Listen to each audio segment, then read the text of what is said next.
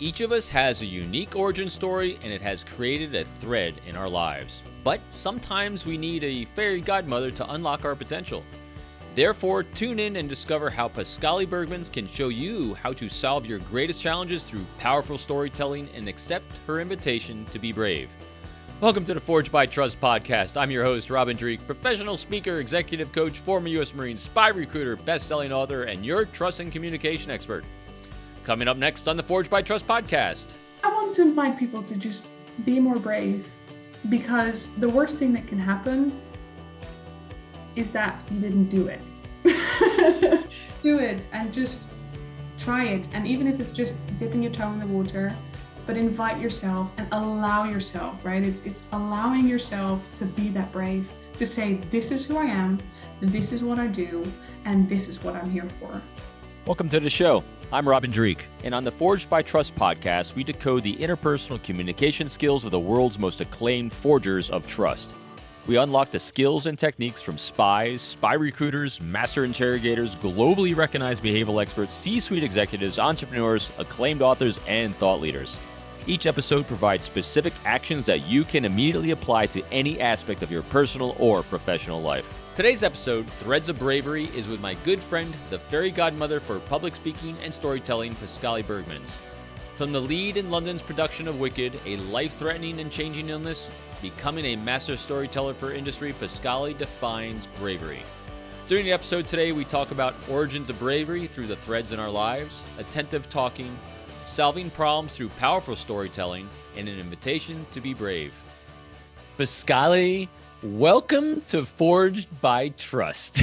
Yay, thank you. I love it, yay. So we met a little bit of time ago, and I've had the amazing, fortunate pleasure of following you on social media and LinkedIn and the great, phenomenal content you put out there. Oh, thank you. And the most impressive thing that I can really see and observe in you is something, I don't know if you've been told this before. You probably have been, because it's so evident to me, probably others. You have profound bravery. Oh, thank you. Yes. What I mean by that, I mean, you put out content that is brave and it's beautiful and it's wonderful. It's inspiring. And we'll get to the destination of impact storytelling by the end.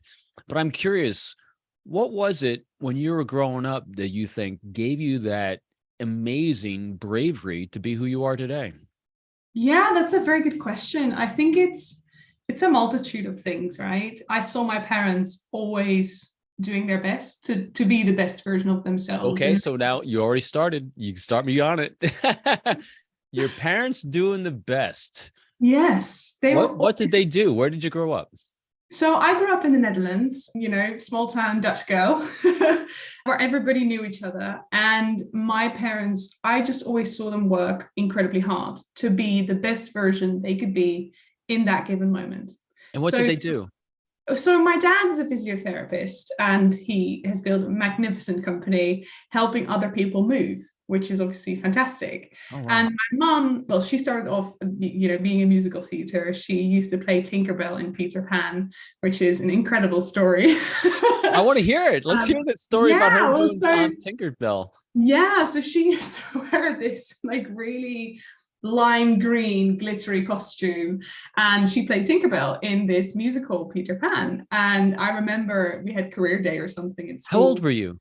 I must have been 4 or 5 years old, very young, too young to understand that this wasn't a real thing, right? She was play acting. Yeah, it was fantastic. And in school, they were sort of doing the rounds of, what do your mommy and daddy do? So I was like, oh, my dad's a physiotherapist and my mom is Tinkerbell. Instead of saying she's an actress, I said, no, my mom plays, she's Tinkerbell. And I remember one boy, he was like, well, that's not possible because Tinkerbell isn't real. And I got so upset that I went home crying and I said, Mom, this kid in my class says that you're not real. And she just went, hold on. She went and got her costume, put herself in glitter and everything, got some fairy dust, went into school, literally went into the classroom and was like, all right, who said this? It was amazing. And this kid just went, fair play, she is Tinkerbell, I will shut up now. And I think it was that they were so convinced of whatever they did, that was what they were going to do with their whole heart and mind and body and spirit, that sort of just transferred over to me and my sister. Yes, it did. And how old is your sister? Is she older, younger than you? Younger. She's 2.5 years younger. She is a singer in the Netherlands, and she's just absolutely magnificent. Yeah. How did your parents meet? Good question. They live in, my mom is from Bergen op Zoom, which is... Okay, say that again. Bergen op Zoom. Yeah, it's a Dutch place. It's an even smaller town than where my dad's from. And one night, her and her girlfriends decided to go and party in this town 15 minutes away. She has been brought up in a family that was very closed off from the world, I think you could say, very protected. There's nothing wrong with that, but she wanted to be an actress from a young age, and she was told, right, well, that's not a real job, and don't you want to do something that's a bit, it's going to get you money? What do you think was her inspiration to want to be an actress at a young age? I think, so she was bullied a lot, and I think it was an escapism, right? Because acting and telling other people's stories can be very powerful. And I think that for her was a way of expressing herself, because I don't think she got that at home necessarily. Right. So I think this was her way of escaping that and being able to, if she's angry, she could be angry through that character, or if she was happy, she could be happy through that character, because she couldn't develop it at home in a safe way. Wow. Okay. So I'm sorry, bring us back up how they met. Yeah, so my mum decided to go partying, and she walked into this bar, and there my dad was, and they looked at each other, and well, the way my dad tells the story, he says that he went to the bathroom and he looked himself in the eye and was like, okay, you're done. Because my dad liked to party and he was a bit of a flirt. And he's like, this is it. This is the woman. But my mom happened to have a boyfriend at the time. So the next day, this guy goes to my mom's house like, oh, I'm going to take you out for a date. And she's like, no, I've met the love of my life and it isn't you. So she left him, and my parents got together. After 5 years, there was me. And 2 years later, there was my sister. And they are such an inspiration for me, not just in like career or work. It's more how they look at life and how they have such bravery, and they just do what they want to do. They've both been told many times, don't do that, it's a bad idea. Don't do that, it's going to be very hard. And they are the ones who go, I'm going to show you that I can do it. And I think, yeah, that totally went into me and my sister. It's in my genes. And they both just smashed it out of the park. They really have. Oh, that's beautiful. Yeah. So here we are, your mom's Tinkerbell. Your dad's a physiotherapist. Is that how you say it? Physiotherapist, yes. How do you get into wanting to do that?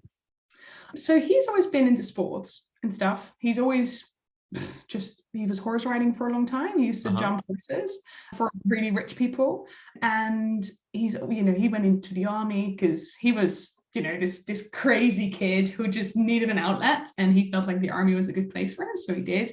He did a really great job, but he wanted something else, and he wanted to help people. I think both my parents are always up for making someone else's life better, right? And just completely putting their lives aside, just going, no, I'm going to help you right now. So he's got a knack for science. He's good with words. And in order to do physiotherapy, you need to know a lot of words, because all the different bones and whatever and ligaments in the body have their own Latin name. So he did that degree, and he started his own business. And his grandfather he comes from a family of doctors and nurses. So so I think it's just, in him. And his dad lent him the first, bit of money to start his business. And funnily enough, my dad lent me my money to start my business. And he just got cracking. And within like no time, he sort of blew up. And he did really well. Now it's 3 practices. And he's well renowned in the Netherlands for being the person that can help people who have been everywhere but to him. And he's definitely changed a lot of people's lives. Like people who couldn't walk anymore can now walk. And he uses the mind as well as how the body works, because he's like, this is interlinked with each other. Sure. So he doesn't just help people by massaging them. He talks to them and he goes, well, your problem isn't how you stand, how you walk. The problem is that you're keeping tension in your shoulders, for example. So if you don't let go of these things in life, you're going to have this pain forever, no matter how many massages you get, right? Yeah. So I've learned a lot from him in that way. It's a beautiful blend. What kind of things do you think he was doing that made him so successful with people? With people, Yeah. I think he had a very clear vision and he knew where he wanted to end up. This is it. Like in a conversation, he knew where he wanted them at the end of the conversation. So he reverse engineered everything. So he went, if I want you to think like this by the end, I need to start off like this. And I need to guide you through this journey so that we can get to this point. And I think he's always had that very clear. And, some people might say that's manipulative, but it's just attentive talking, really. It's just attentive talking, where you know where you need to go. So if you are taking the lead in a conversation or in a presentation, you need to be able to say, take my hand, I'll lead you there. So it's not a manipulative thing, it's a let me take care of you thing. Right. What an impactful childhood, full with rich relationships. Absolutely. I mean, lots of kids from my childhood will be able to remember the conversations in the kitchen. My mum used to cook a lot, which eventually led up to her being a chef after she did musical theater. Yeah. For a while, she was a stay-at-home mom, and then she transitioned into being a chef.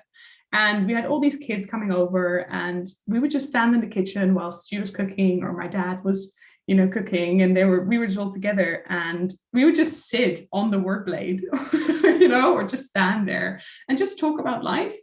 And I think those conversations in that moment, you're a teenager or you're a kid and you don't understand how powerful that is. But now that I'm older, I find I'm having those conversations in my kitchen with friends of mine. And it's so amazing that my parents got to change so many people's lives, their perspectives, their mindset, and they got to give all that love because we have so much to give. Yeah. So give it, right? There's so much inside of us. And I think we need to keep on giving, because the more you give, the more you will have. Yeah. I'm dumbfounded by that. It's, again, you keep using that word beautiful. What do you think it was that they were doing that inspired even your teenage friends to want to share with them and be part of their lives? That's unusual. Yeah, this is something that I've discussed with many of my friends and even with my partner, because when he joined our family, he was like, gosh, your parents are really very different people. And he's like, I know why you are who you are because of them. Right. And I think it's the complete openness, and they never assume anything. Right. So they don't judge, they don't assume, and they let you be who you are. If this is what you want to share, that's what you want to share. I'm not going to go pry. If you want to tell me, you can tell me. And I think it was like an unspoken thing that just was in our house. Like, this is a safe space, and whatever we discuss stays between us. And I'm not going to judge you. If you're going to tell me that you did something bad, you did something bad. That's fine. We make mistakes. Right. There was this instant forgiveness in our family, and we describe ourselves as the Italians of the North because we're quite a passionate family. We say how it is. And I think that's what people like about us. It's the directness. People, that might scare some people, right? They're like, oh God, she's going to speak her mind. But it also means that you'll always know what I mean. Mm-hmm. There'll never be like a mask in front of my face. And you're like, oh, she's just playing this nice person. No, if I don't like something that you're doing, I'll tell you, and I'll tell you with love, but I will still tell you, and I'll make sure you understand the message. And I think having that openness, that instant forgiveness, the accepting nature of both of my parents made all of these people just open up, because they were like, oh, cool, this is safe. Do you remember the first time you shared something that you're afraid to share and you quickly learned you didn't need to be afraid? Yes, I think I do. I must have been, I think I actually made someone else share something first.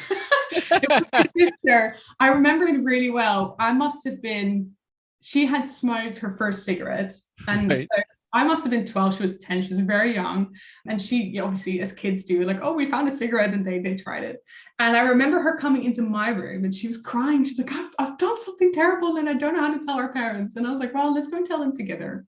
So we stood there hand in hand, and she told her story, and my parents were like, oh, so cute. Yeah, it was like, it was really cute.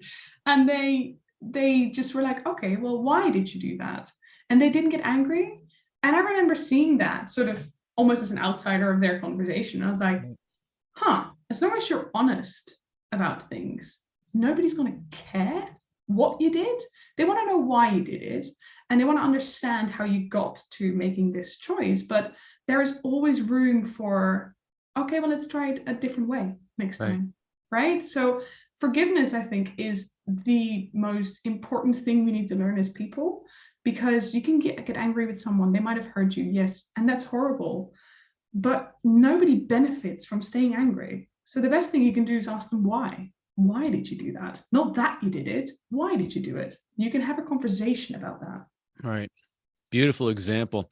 All right. So here we are. We have this rich background with our parents and our sister. And what did we think we wanted to be when we were growing up?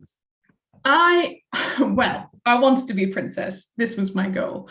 I honestly was convinced that I was royalty. And why not with parents like this? I was just like, no, I'm a princess. Like I watched a lot of Disney movies, and that was the life for me. I just wanted that was the life for me. Honestly, this was it. This was my goal. I was like, yes, I want to wear ball gowns, tiaras. I want to find a prince, and that's my life. So I wasn't very commercially minded when you come, I had no real career path in mind. But I've been on stage since I was 4, right? So I helped my mom in Peter Pan, and I sort of fell in love with the theater. I was always singing. I mean, there are videos of me in the cradle with music on and me just bobbing my body, right? So music has always been a part of my life. So I always knew that it was going to be something with music. So when I went to school and stuff, I was always up for the school plays, and I was there for it. And I'm sorry, this is interesting too, because I see a difference, and I'm curious what you think, if there is a difference. Your grandmother did theater as an escape to vent, emotions, both positive, negative, like you said. My mother, not my grandmother. Your mother. I'm sorry, and because your grandparents' house that you grew up in, I apologize. Yeah, that's all right. But your passion for it seems to be different because you didn't have that same need to escape. What do you think your passion for it was? My passion was just telling stories. I didn't need to escape because, it was hard to express feelings because that was the problem. But I liked exploring. This person makes this choice in a play, right? We have Cinderella who goes to the ball. Why does she want to go there, right? Okay, she wants to meet a prince, but what else? What else is there? Because she can't get it, right? She's not allowed to go by her stepmother and her sisters. What does that do to a person? I've always been curious about how things feel. How does that feel? So whenever I've read a script or I've played a character, I've literally sat down on the couch and gone, why do they feel like that? And how does that feel? How would that make me feel? And I think being able to completely submerge yourself into another person's mind, body, skin, heart, that was really interesting for me. And I think because of the way how I grew up, I was able to do that because I had the freedom to do that. So even if I played a bad person, I had to find a way why they think what they're doing is great. Because if you think about it, a villain is not a villain in their heads. Like in their heads, they're a hero, right? So finding that part of yourself, that was really interesting for me. What's interesting, and I'm curious what you think about this, if this is accurate, because you didn't need to expend energy and resources to feel safe like some people do, and why they chose different things to do in life. Because you felt safe, you were able to dive deeper, quicker, and earlier in life. Yeah, absolutely. Wow. And I think having that safety, because I also knew that if I went too far or too deep, there was this safety net. I could lean into that and just be like, okay, I can just try things out. And it was having that safety of being able to just try and fail, right? That's what acting is. It's trying and failing all the time. And then at some point you just got it and you're like, oh, okay. Oh, this is what it is. And that journey you get to know yourself really well, but it also makes you more aware of other people. Yeah. And most of my characters that I've ever played are definitely a part of me, but I've used other people to go, oh, you walk like that. This is how that character walks. Like I know a lot of sitting on benches and just looking at people and how they walk, how they talk, how they stand. Like those things they're so incredibly exciting to watch because it tells you so much about them. Because your curiosity when you're younger never got snuffed. No, that's still there. Like I still do that. I'm always analyzing characters and finding characters in other people.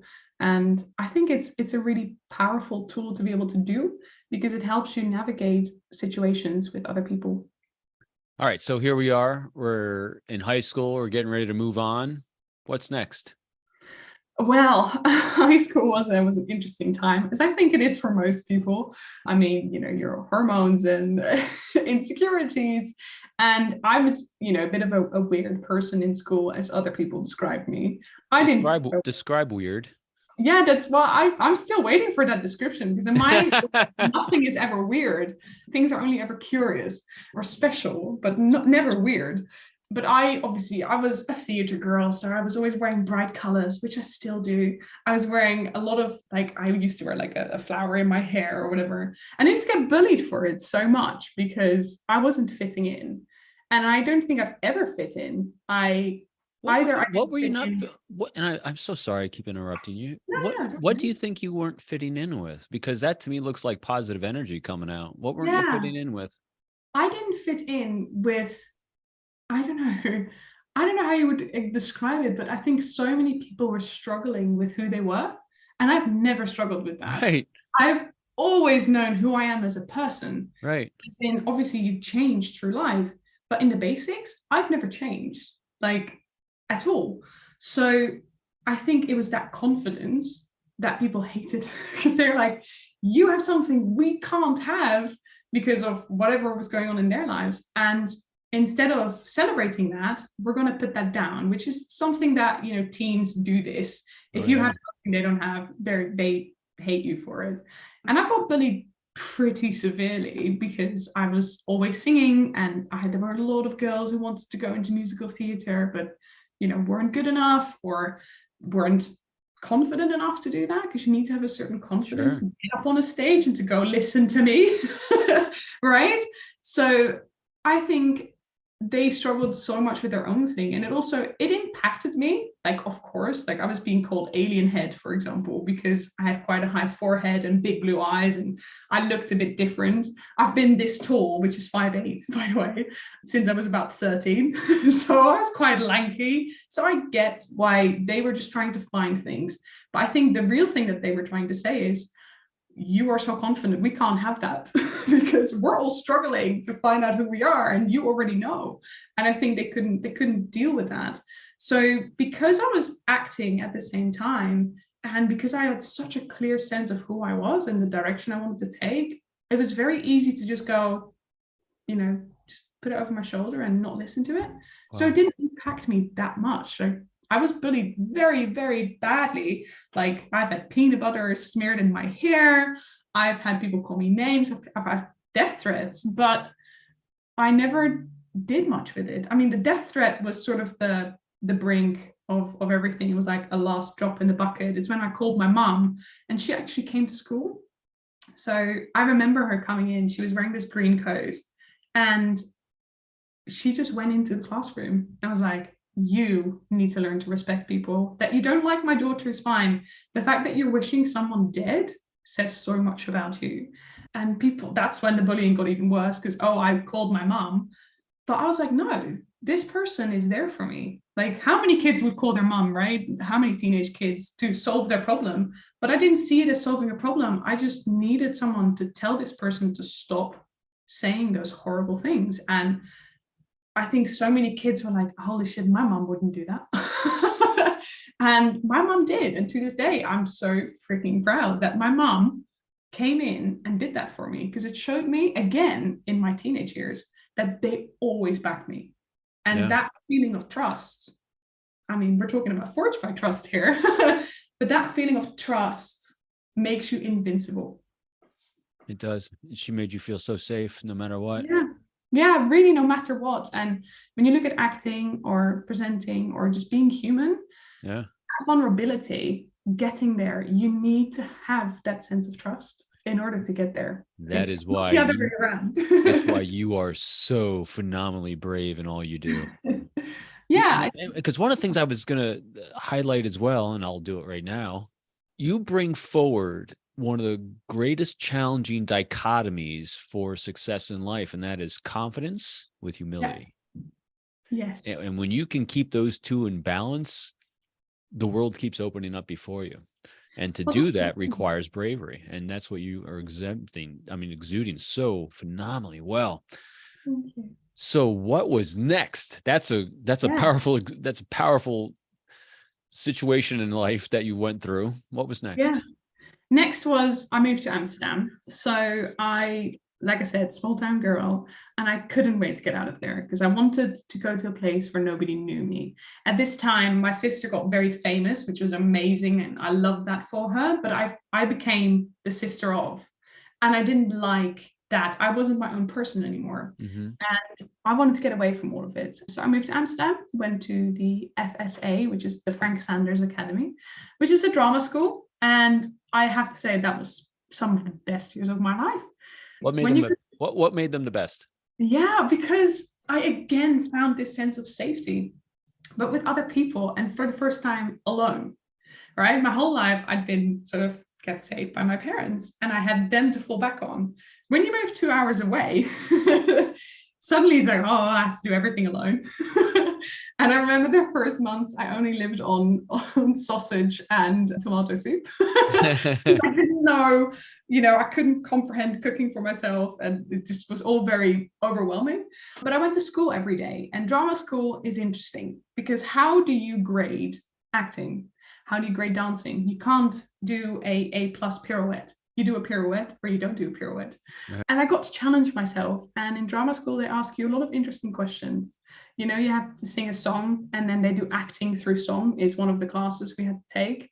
And you sing the song and you think you've acted it really well, especially if it's like a really dramatic song. You're like, oh, well done, tap on the shoulder.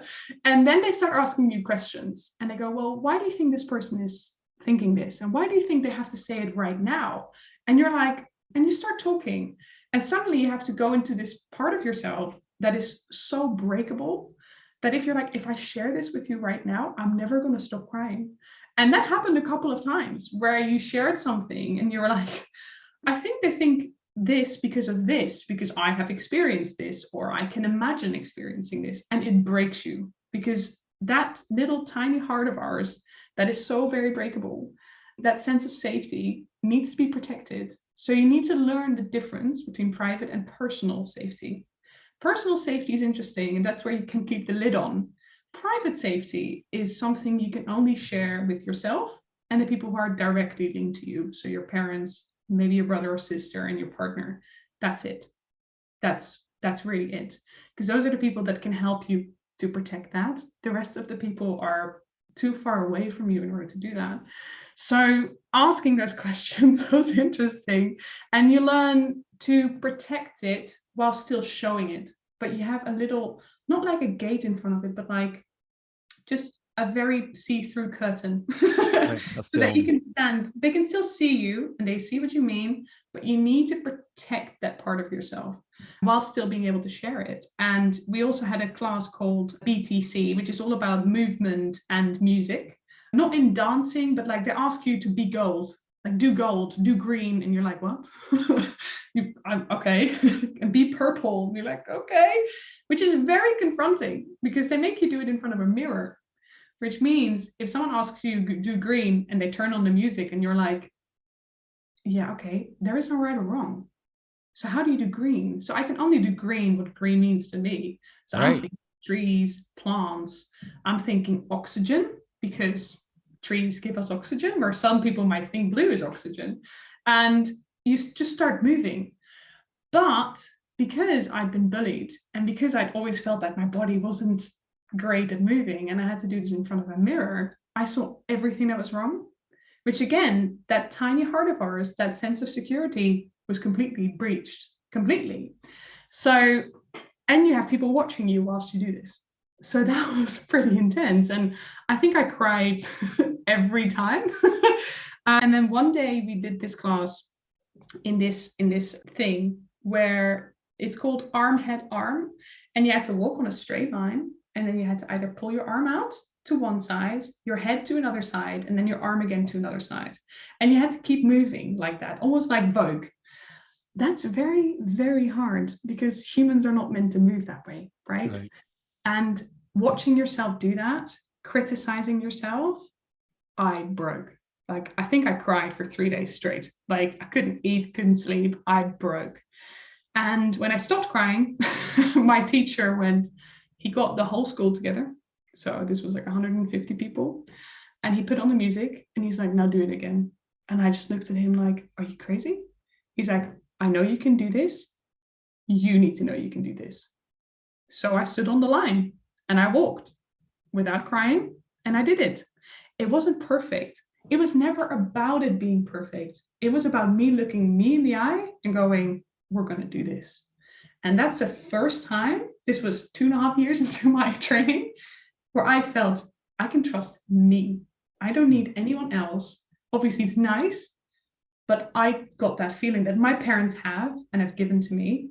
Now I could give it to myself. And that was the moment, I think, where I became me who I am today.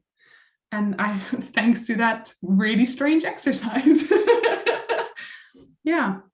It wasn't that it was going to be something, though. You were ready. You were primed so well. Yeah, and that it was beautiful. It really was. Yeah, it sounds beautiful. Yeah. So what was next? Next, I wanted more. So I did a couple of shows in Holland, which were very cool. But I felt that it could be better, frankly. Not to say that the Dutch actors aren't great, but I just felt there was something better out there. And I wanted to reach more people. And the Netherlands is a tiny country with, not that many people. And then I heard of the West End. And I remember when I was 14, I went to the UK and I said to my mom, this is where I'm going to live.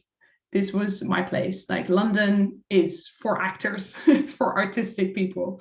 So I signed up to the Guildford School of Acting. I was the youngest person ever. What school? Say it again for me. Guildford School of Acting. Guildford. Okay, thank you. GSA. And I was the youngest person ever to be able to be entered into the master program. How old? I was 20. Okay. So I started my master's at 20 in musical theatre. And again, this was a year of learning. And I remember being quite homesick. I was very far away from home. I was in a different country. And I just remember sitting in the car towards here. And I just remember thinking, what if I'm not funny in English? That was my main worry. And I wasn't funny in English for the first couple of months because I'd never spoken English. I had to learn that language here whilst doing my degree and making friends and doing all that stuff. So I was like, oh, this is hard. I'd heard English and I spoke basic English, but speaking it and speaking it is, those are two very different things.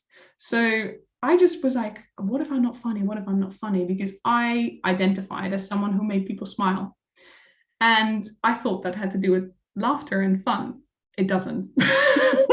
I make people smile all the time, not by being funny, but just by being me. And I had to learn that through not being able to communicate with words. So what about you makes people smile? I think, well, that's probably different for everyone. But I think I have a certain sense of I deserve to be here. And I know that I deserve to be here. And I think that makes people smile because it's a nice thing to be around. Someone who knows who they are. I think I'm a very grounded person. And I know what I want to do. And people like being around that. They like, again, I'm very open. I'm very forgiving. I think I'm a safe haven for people to be around, no matter if we're just talking about the weather or if we're talking about, life's big questions, which I don't have the answer to, by the way. I think it's that feeling of people going, oh, I can hold on to you for a bit and feel safe and feel powerful in my own way. I think that's interesting to people. Absolutely. Keep going. Yeah. So GSA was great. I learned a lot. And then I was asked to audition for Wicked, which is a big show in the UK. Yeah. Very, very cool. Did all of that. And then I got very sick. So tell me about Wicked for 1 second. What did you play in Wicked? It was for Alphaba. Oh, wow. The big one. Like the big green girl. It was very cool. And I remember going back to my first school in Amsterdam, and they got so excited. They were like, oh, you need to speak to all of our first years and they need to see how great you've become. And I'm like, well, that's not really what it's about. Okay, so let's talk about this for 1 second before we hit the super challenge in your life. Yes. This is always phenomenal to me because there are a lot of people trying to do what you were successful in doing. Yes. And yes, it requires talent, requires skills, which you have, but a lot of people have that. Yeah. Why you? What made them want to select you for that position, do you think? Because that was my part. And there was no way anybody was going to take that from me. There's the confidence with the humility right there. I mean, yeah, but in musical theater, there are so many girls who can do what I can do. Probably better. But, well, no, not probably. I know they can do it better than me. But what they can't do is be me. And auditioning is a skill on its own. And the reason I got Wicked, we had audition training at school. And I was like, this guy directs Wicked. I need to impress this bloke. So I came in with a song from Wicked. And he went through my book. He's like, I don't want you to sing a song from Wicked. I'm not interested in that. And he went through the book and then he saw Let It Go from Frozen. And he said to me, you do know you're not allowed to have songs in your repertoire that you can't sing. So I said, I know. And I just looked him dead in the face. And he's like, okay, well then I want you to sing this. Mind you, I'd not prepared this song. I didn't know the song in English. I'd heard it once or twice. So I was like, oh, I'm royally, this is a problem, because I just said I could do this. And the piano starts playing and it starts right in that big, loud. Go. Right. Like, okay, I'm just going to do this. And all I remember, I'm good at remembering lyrics, luckily. So I figured out the song is Let It Go. I'm just going to say that word many times. So that's what I'm going to do. And I sang it half in Dutch with an English accent, which then they didn't realize I wasn't singing in English. And I just figured play the part, because I had to let go of so many things in order to be where I am today. That's what I'm singing about. And I did. And he was like, how old are you? And I said, I'm turning 21 in 2 days, because it was 2 days before my birthday. He was like, well, you're too young for Wicked. I was like, I don't care. I was like, I need this part. He's like, okay, well, you can come in for auditions. And I did. And well, it went really well. So that was probably the moment I realized I was good enough for this job. And people say, well, you were good enough before that because you've done many cool parts. I'm like, yeah, but this was the part. This was the part where I was like, if once I get this, I can retire, because that's all I wanted to do. I remember seeing it the first time when I turned 16, and I cried so hard because I identified with this character so much. Yeah. She was not understood, she didn't fit in, but still she knew what she wanted out of life. And I was like, yes, someone understands me. And playing that role was, I could be me in a character. Yeah, wow. And that was very powerful. How long did you play it for? Not very long. I don't know, I played for a couple months, because I was still going to school, I was still doing my master's. Right. So I was like doing my master's during the day, doing the show in the evening. So not very long, couple of months, and we did it in like a dual capacity, but I got to do it, and that's all that matters. That's amazing. Absolutely amazing. So what was next? Well, I had a stroke. So how'd that happen? Well, to this day, couldn't tell you. They think it's got something to do with extreme exhaustion, which I wouldn't be surprised by, because when you do what I did, you're basically being an athlete, but you're not looking after yourself. There's no time for food or drinking enough water, and there is no time to calm down, because I was still at an age where I had to learn that it wasn't my responsibility to take care of the audience all the way through, right? There was this like, okay, they want to hear that money note, right? The big, right. I need to do that every night because that's what they paid for. They didn't. They paid for the whole experience. And I had a whole cast doing that with me. But I felt it was my responsibility as the lead to do that. And I had to learn that you can't take on that kind of responsibility on your own. So I think the stress and the pressure that's on you when you're the youngest in your master program and the youngest doing this role, the pressure was on. And you're doing 8 shows a week. You're going to school, you're just exhausted, you're not sleeping. Holy cow. So yeah, I moved back to the Netherlands. If you don't mind sharing, what was that like, having a stroke? Did you wake up with it? Were you paralyzed? Did someone find you? I mean, how'd that all happen, if you don't mind Yeah. sharing? No, I don't mind sharing at all. It's not a big secret. I remember waking up and I was about to go to work and I was blow drying my hair. And I do that upside down because that's Right. the way I know how to. And I whip my head forward and I just remember hearing like a really weird sound in my head and like something broke.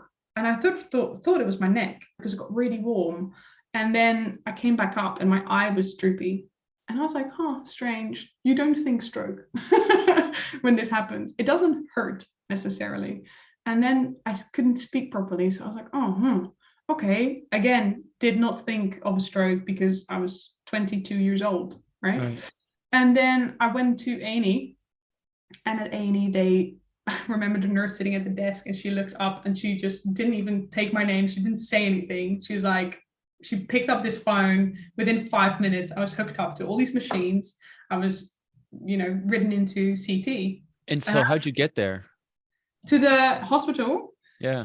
At the time, I was with an ex-boyfriend and he helped me get there. Okay. That's what we did. Yeah, okay. Yeah. He's like, well, let's get you into A&E. This doesn't look right. We thought it was an eye problem. Then we thought, maybe like a facial migraine or something. Like you come up with the weirdest diagnoses for yourself. Right. And I just remember the doctor after CT and everything, where they put this contrast in your veins, which makes you feel really strange.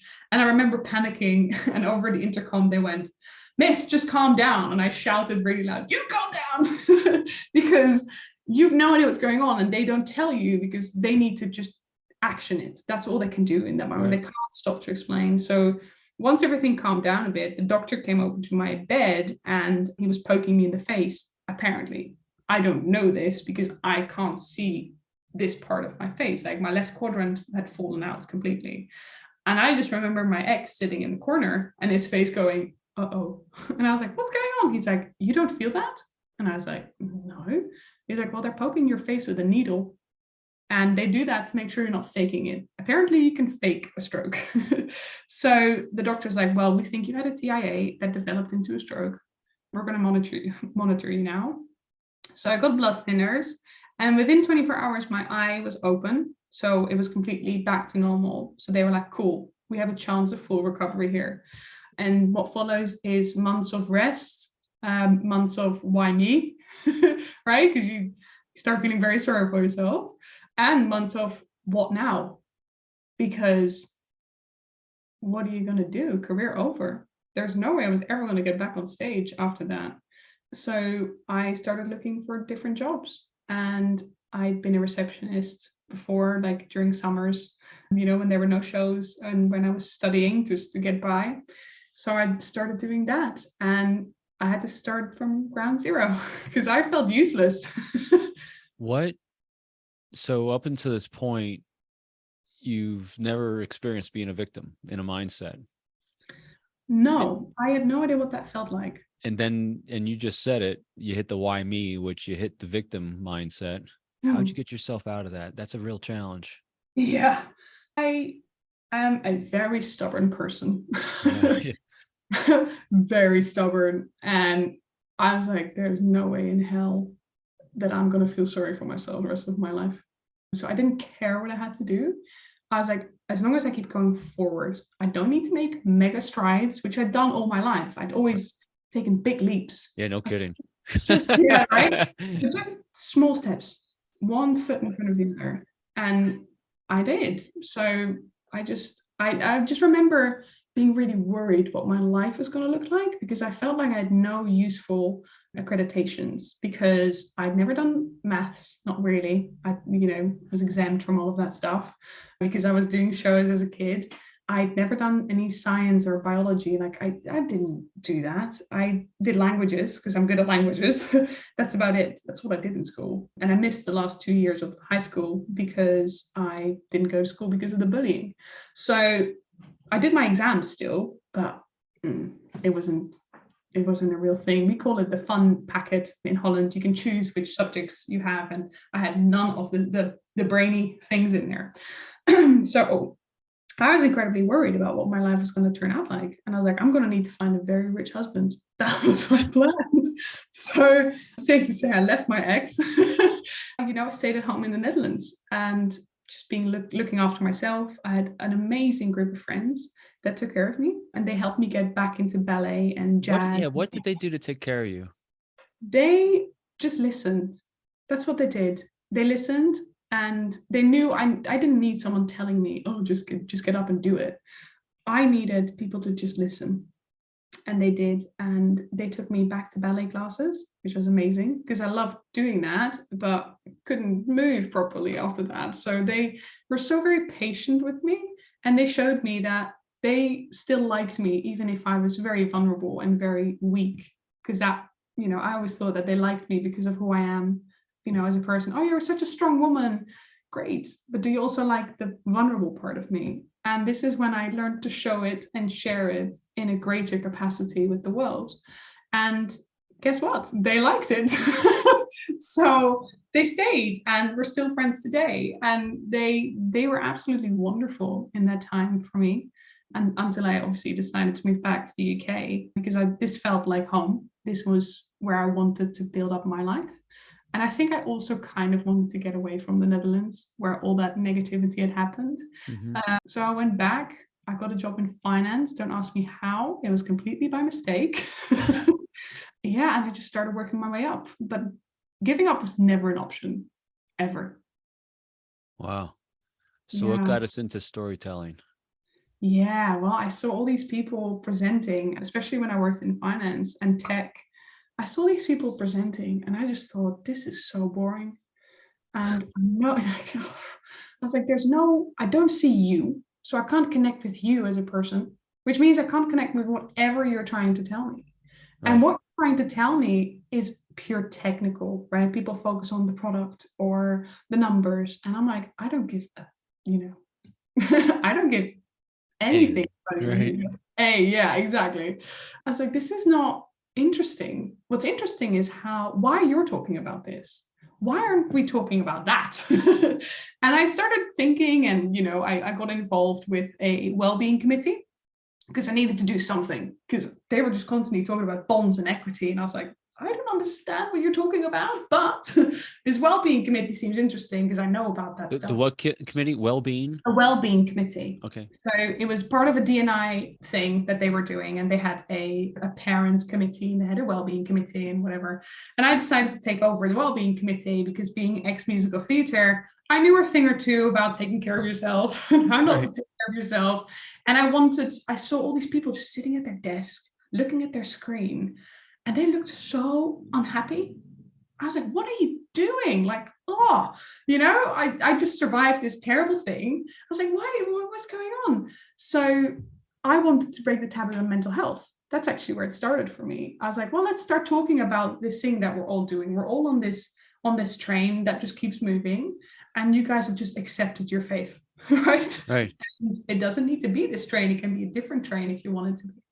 So I started talking about mental health. I started talking about lots of things that they'd never spoken about out loud. And I got noticed very quickly by the CEO of the company, by my manager, and like everybody in senior management. They're like, hey, you're different. I was like, yeah, it's not hard. Everybody here is the same, right? They were all just so unaware, and they were just living, and they weren't living, right? Right. So they're like, you're good at explaining things. You're good at telling stories. How would you feel about doing that to clients? And I went, no, because I don't know anything about finance. And they're like, well, we can teach you about finance. We can't teach you to be you. And I was like, okay, I'll give it a go. So I studied for my investment management certificate, which is, sort of economics 101. Right. I'm very mathematical, and I remember sitting there and I asked, what's a square root? Because I thought this was something they said in the Big Bang Theory to sound smart. I didn't understand it was a real thing, because if you've never learned about it, you don't know, right? So I felt so stupid, and lots of people laughed at me, but they also liked that I asked those questions, because they're like, holy shit, we we don't understand how it works, but we're definitely not going to ask this question because that we look dumb. And I was like, I don't care if I look dumb. I need to do this test. And you're also brave. You've always been brave. Exactly. And I was like, I don't care. Like, I know who I am. So if you think I'm dumb, that's fine. And I think not caring about what other people think really helped in that. So they told me everything there was to know about the products that they sold. And I started talking to people and I started presenting. And that went really well. I got requested all the time to do all these really complex presentations that I didn't understand a single word of to this day. I can't tell you because I didn't care about that. Right. So I spoke about me, why I was there and why this was interesting to them. So we didn't discuss the numbers because I couldn't talk to them about the numbers. Right. I don't know the words that these people use. You're demonstrating the epitome of you're not selling a product, you're always selling you. To this day, can't tell you what they do. And my partner actually still works there, which is terrible.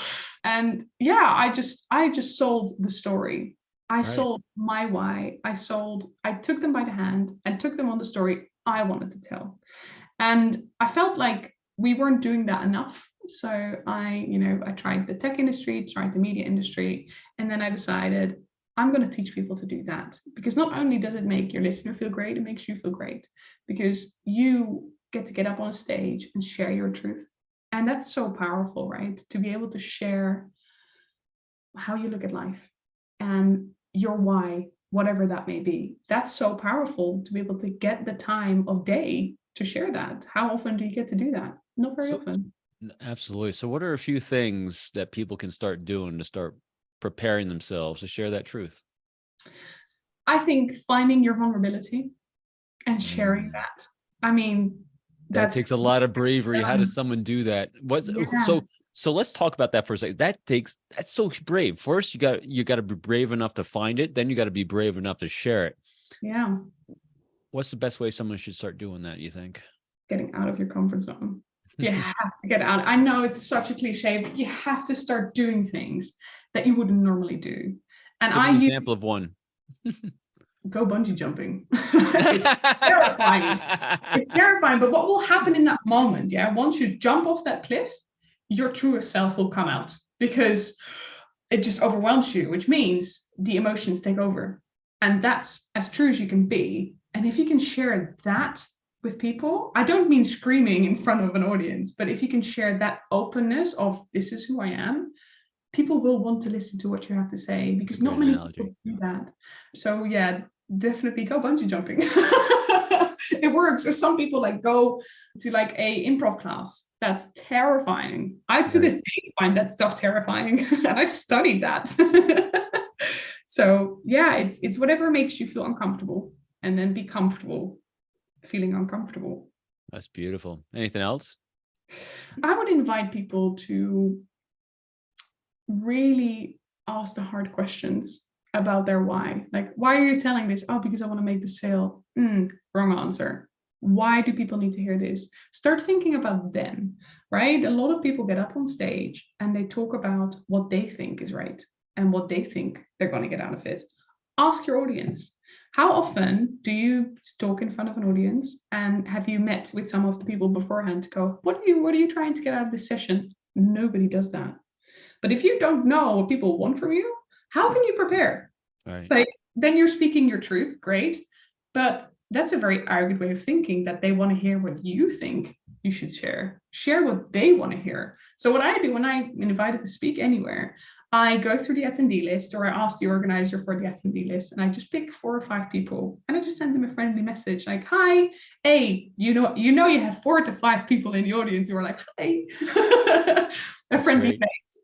But also you have some people in there who what they want, which is most likely what the rest of the audience is trying to get out of it, right? So you can change your narrative and your thinking around that. So that also takes away a lot of nerves, because most of the times we get up there, oh, what if they don't like it? Why aren't they taking notes? Oh, blah, blah, blah, blah. All these thoughts, they disappear because you know that what you're saying is interesting to them because they've said that's what they want to hear.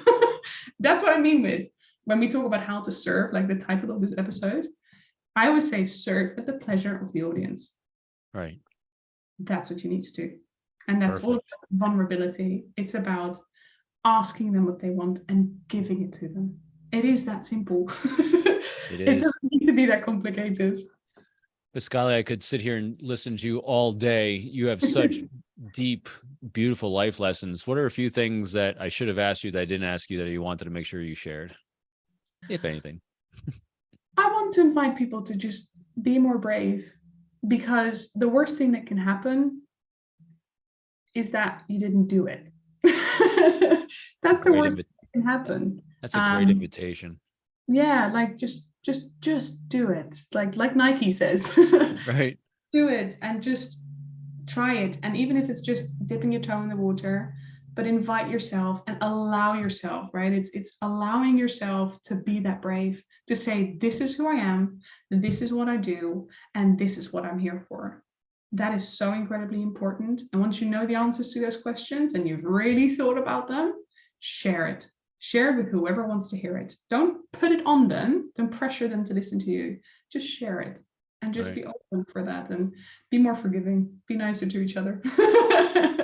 Beautiful and perfect. Pascalle, where can people go to bring you into their lives?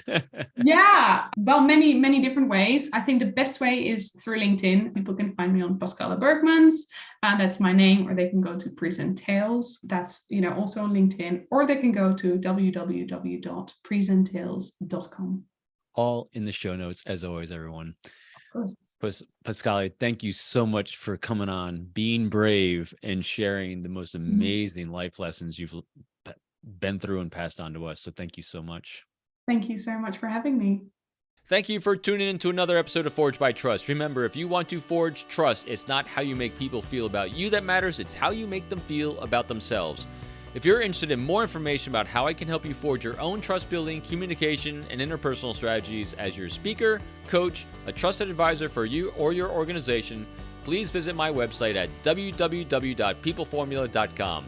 I'm looking forward to sharing my next Forged by Trust episode with you next week, when we do a deep dive into how to build a story with Dan Manning.